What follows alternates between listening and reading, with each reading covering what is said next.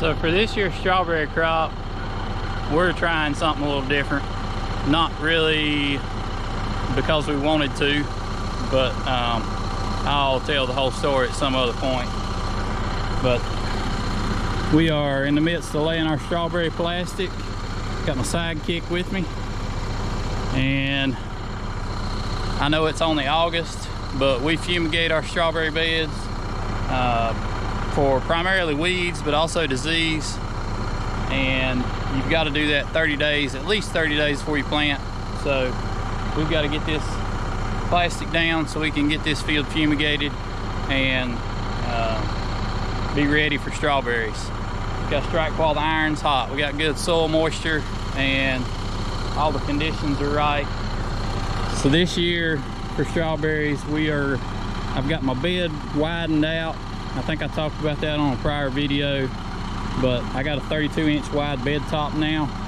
And for this year's strawberries, we're going to be planting bare root cutoffs, and we're going to triple row them. So I have put in double drip. As you can see right here, 2 drip tapes running under the bed. Well, I don't have a machine that'll lay double drip. So the way that I did it was I offset my drip tape, and I went through and bedded and put down all the drip tape. Did this by myself yesterday evening. Got all the drip tape and the beds made up, and then we're coming back and we're gonna lay the drip and the plastic, and then the next drip will be on the other side of the bed. So that's how we're ending up with two runs of drip tape on one bed. I've always kind of wanted to try double drip because of our sandy soil. I feel like I have trouble getting good capillary action and getting the water all the way across the bed. So this will be a good trial run. If we're able to get some plugs, we will single row those or double row those like we normally do, and this will give a good indication of how that works for plugs. So we're gonna get with it.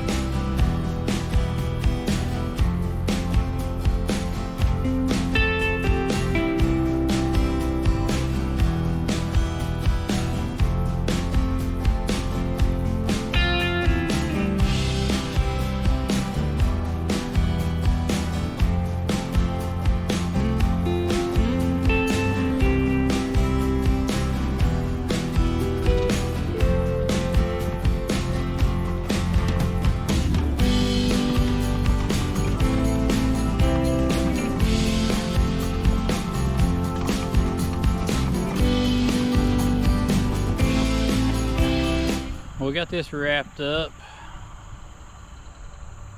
and it turned out pretty good. We didn't really have any hiccups in the whole field that I remember. We had one time where we had a side that the wheel came off and it didn't cover for about 15 feet, but we fixed that. Normally you have one major screw up somewhere, and we laid this whole field and didn't. A little over an acre of plastic, and we dialed back our strawberry production from last year. The reason for that is I think prices have gotten so expensive that people have dialed back their strawberry purchasing a little bit, which I get, with the economy the way it is. But we just have to charge a price that we can make a living. We're not doing it just to trade $1 for another. But I think I'm gonna wrap this thing up here. The We got a bunch of shoveling to do, cover these end rows, but I was going to show you how we fix the ends of the plastic, and I was going to explain to you the situation we're dealing with on strawberries this year.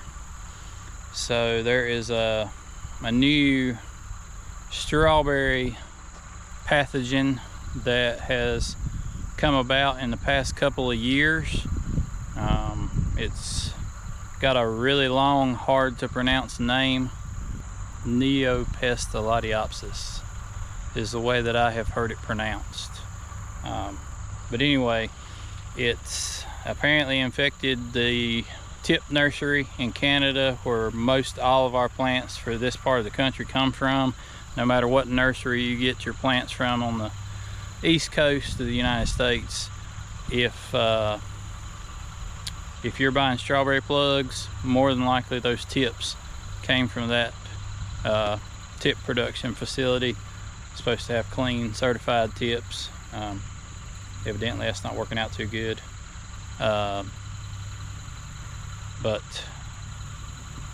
pretty much all of the nurseries around here have been infected with it as a result, and it's so new we don't really have any kind of spray programs, don't really know much about it other than it kills the plants pretty rapidly. It's a foliar disease, and it seems to be spread by splashing water, like from overhead irrigation or rainwater. Well, that's a pretty big problem on strawberries because we do a lot of overhead irrigating in the fall to establish them and in the spring to frost protect them. So that said, I mean, this is a disease that has wiped out millions of plugs so far.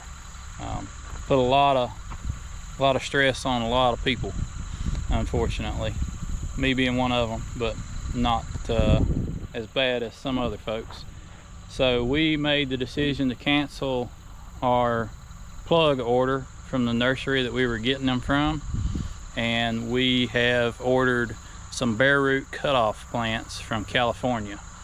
Bare root cutoffs are not typically used in our part of North Carolina because they are so slow to get started, and we're so late to get them because they don't start digging them until about the time we should already have them in the ground and going. It's about when they start digging them out in California. So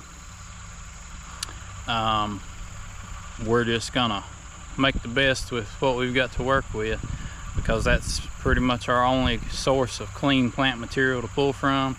So we've got a little more than what we would normally get coming from California, and the cool thing about it is they can ship in a small box because it's just a little strawberry crown with some sticks on top, no leaves and roots.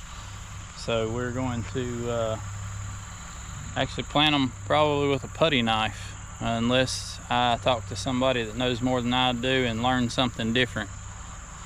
But we're gonna get those in the ground, water them in, let them get acclimated for a week or so as soon as we can possibly get them in, and then we are going to pull the row covers on them and hopefully kick them into gear and try to get some crowns made before the weather turns. We're just hoping for a warm fall.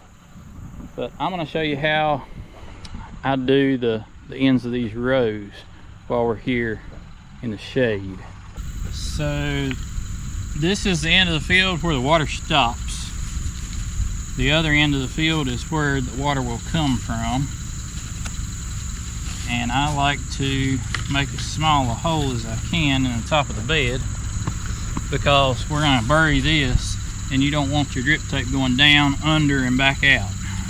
So you want your drip tape to sneak through as small a hole as possible in the top of the bed. And then we're going to cut off the excess, cut us a piece about 3 inches long maybe. We're going to fold this once, fold it twice, and I like to fold it down the middle because it makes it easier, and slide this little piece on. Flatten her back out, and no water's coming out of that. Alright, one more time here up close.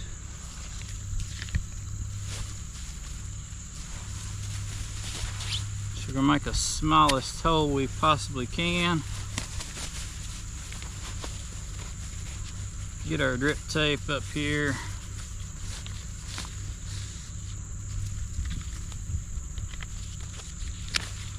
Cut it off. Cut us a little piece off. Fold it once, fold it twice, 2.5 inches, it don't really matter. Crease it down the middle to make it easier. Open your little piece up, slide it up on there, and then try to flatten that crease back out a little bit.